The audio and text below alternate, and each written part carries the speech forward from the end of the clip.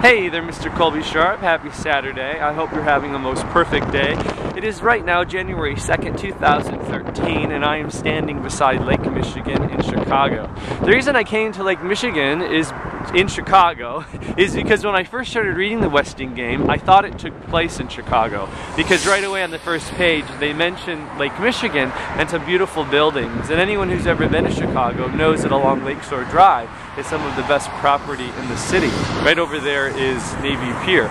So anyway, Mr. Sharp, as I read on, I discovered it does not take place in Illinois, it does not take place in Chicago, it takes place in what I assume is Milwaukee, so that would be Wisconsin. So I could have driven up to Wisconsin, but I decided to come here and stand beside this freezing cold lake to film this video.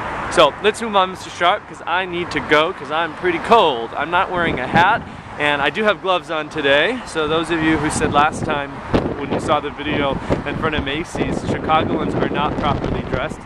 Yes, I'm once again not properly dressed. This book I enjoyed, but more than actually reading it, I enjoyed reading people's responses to it. So many people who said this was their favorite book from childhood, or the opposite, they didn't like this book because they taught it and kids were quite confused when they were reading it. Or some people who said, I absolutely love this book, but I cannot get my kids to read it, I cannot get my students to read it. And as I thought about that, I think maybe why a lot of kids don't like the book is because it doesn't feel like a children's book at times. There's way more adults in this book, and there's way more adult-like situations. For example, I don't know if a lot of kids would relate to the whole stock market thing with Turtle. Now I think they could relate to Turtle, but I don't think a lot of them could relate to many of the other characters. This is definitely an adult-dominated book. Now with that being said, I enjoyed the story, I enjoyed the mystery, I enjoyed the whodunit, what's going on, caper type things, but overall it's not the type of book that I would naturally be drawn to, and not a book that would be easy for many kids.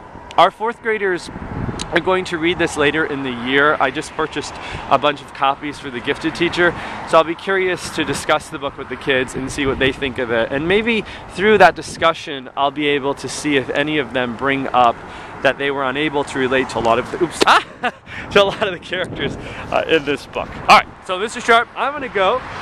And before I do, I'm going to give a little shout out to a very fun picture book called Open This Little Book.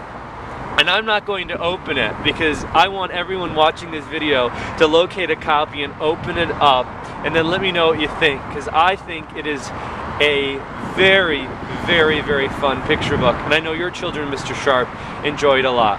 Signing out from Chicago, I hope you, sir, have a most perfect day, and as always, happy reading.